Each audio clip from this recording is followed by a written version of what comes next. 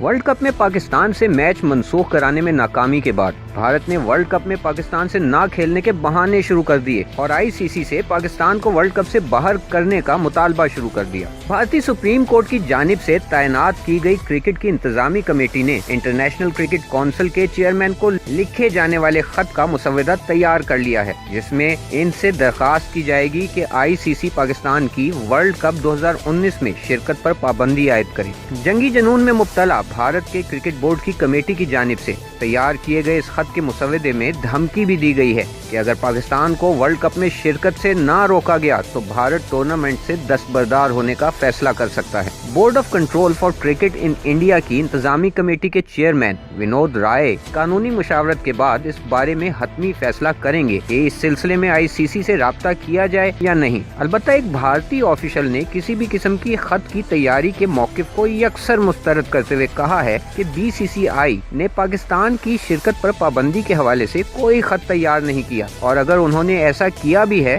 तो international cricket council इसे मुस्तरद कर देगी। बीसीसीआई ऑफिशियल ने कहा कि आईनी तौर पर ऐसा मुमकिन नहीं और आईसीसी क्वालिफाई करने वाले तमाम अराकीन को अपने इवेंट्स में शिरकत का इख्तियार देता है। खेल के आलमी ज़ाब्तों और कवानीन पर गहरी नजर रखने वाले माहिरीन ने भी भारत की इस कोशिश को खाम ख्याली करार देते हुए कहा है कि भारत चाहे कितनी ही कोशिश क्यों न कर ले, वो पाकिस्तान को इवेंट में शिरकत से नहीं रोक सकता। ऐसे इवेंट में कई ममालिक शरीक होते हैं, लिहाजा किसी एक मुल्क की ईमा पर फैसले नहीं लिए जा सकते और खुद को बेवकूफ बनाने की कोशिश नहीं करनी चाहिए।